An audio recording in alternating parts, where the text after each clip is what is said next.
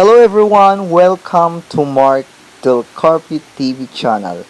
Pag bago ka lang dito, don't forget to subscribe, like, share, and comment.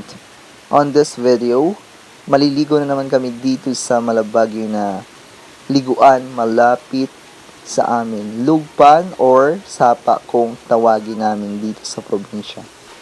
So guys, keep watching para makita nyo din yung ganda ng tubig at the same time yung ganda ng paligid dito. Super lamig ng tubig guys. So sa mga naghahanap ng liguan, pumunta na kayo dito. Keep watching.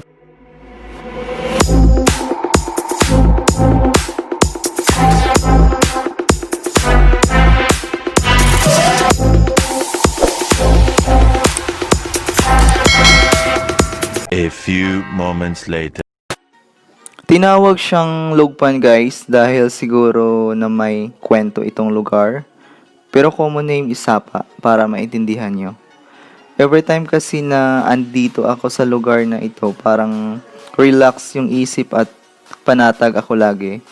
Dahil siguro sa ambience ng paligid. Maraming mga puno at kung ano-ano pa.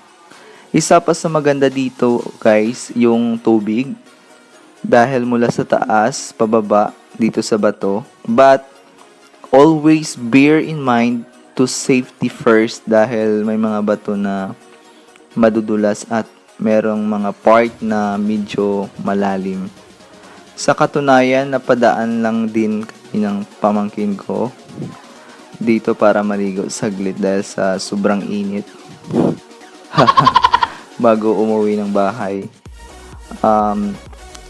Pasyalan at liguan din ng nakakarami dito sa aming probinsya.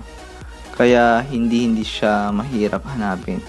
Dito din kasi sa lugar nito guys, mayroon din mga rock formation gaya ng uwangis ng paa at iba pang mga butas sa bato. At malaki din yung naitulong ng sapa na ito dito sa probinsya namin guys. Meron din siyang papel na ginagampanan. Isa din siyang pinagkukunan ng patubigan ng mga magsasaka dito sa mga palayan at sobrang malaking tulong sa mga tao dito. Ayun guys, at least nakita nyo din yung mga lugar na dito sa aming probinsya at sabay nakaligo na din kayo.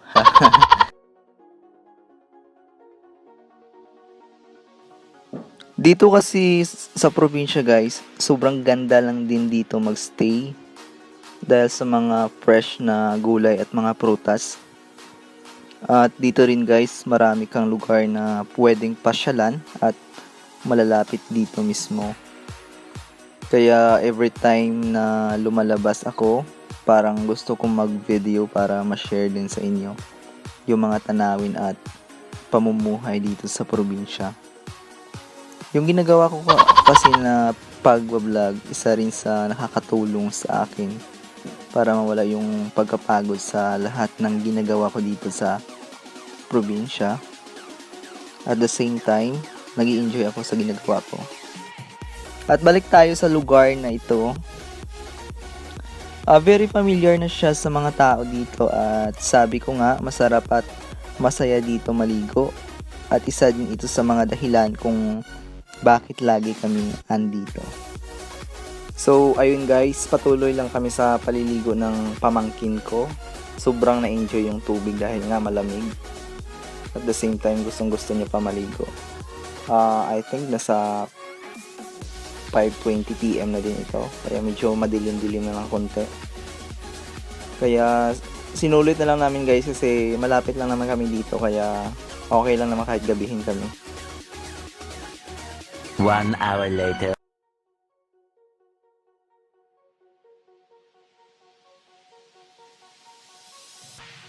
Sa bandang part na to guys, meron dyan mga bato na merong butas at doon nag-stay yung tubig. Kaya dyan kami naliligo ng pamangkin ko. Yung ginagawa namin, sinusukat niya kung hanggang saan niya yung tubig. Eh sabi ko nga, lampas niya talaga kasi nga mababa lang siya. So yung ginagawa ko, ginaguide ko na lang para baka malunod siya. Kasi malalim nga. Ito guys kasi parang kakatapos na ng ulan ngayon, kaya medyo malakas yung agos ng tubig. Kaya nag-iingat lang din kami kasi madulas. Yan, kung makikita nyo, walang parang gulong-gulo kami sa ginagawa namin. Maraming mga posisyon kung saan-saan lang. Ang ganda kasi yung tubig guys kasi sobrang napakalamig niya. Then yung agos, masarap mag higa-higa sa agos ng tubig habang naglalaro sa tubig. Kaya guys, sobrang nag-enjoy talaga kami dito magstay ng pamangkin ko. So ito guys yung paligid ng Lugpan. Kung makikita nyo, yan yung umaagos na tubig. Mula ito sa taas guys, napapalibutan ng mga puno, kaya yun siguro malamig yung tubig. At kung makikita nyo naman, parang madilim na kasi gabi na nga, mga 5 PM lampas na. So hanggang ngayon andito pa kami nagstay. Parang sinusulit namin yung oras kasi masarap yung maligo talaga guys. Sobrang init kasi guys, galing kami talaga ng bundok. Nagbilad ako ng mga palay doon. Kaya after 2 hours na pahinga, bumaba kami dito sa mismong Lugpan. At sabay uwi na din pagkatapos nito. So maraming mga part dito guys na yan, kung makikita nyo, mga dinadaanan din ng tubig. So yan yung tubig guys, sobrang linaw. Yung bato na yan guys, masarap dyan maghiga habang yung tubig dumadaloy pababa. So ito guys yung binivideo ko guys mula sa baba hanggang sa taas. Makikita nyo. Sa bandang part na to guys, parang ano din siya, may rock formation din yan. So ayun guys, ang ganda lang ng tubig pagmasdan. Mula sa taas papunta dito sa baba. Ang sarap maglaro sa tubig. Parang bumabalik yung kabataan natin.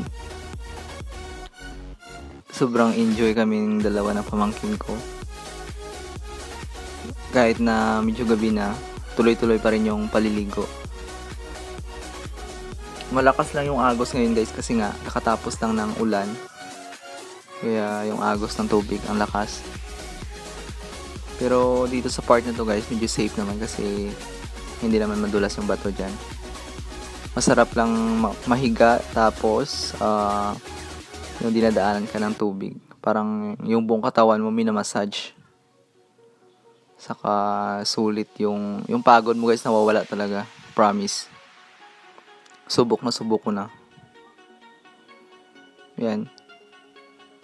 Pababa yan guys, yung daloy ng tubig hanggang sa dulo doon.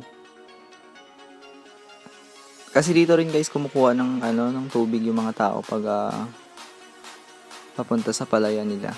Yan guys, yung sa taas, na part. Yan.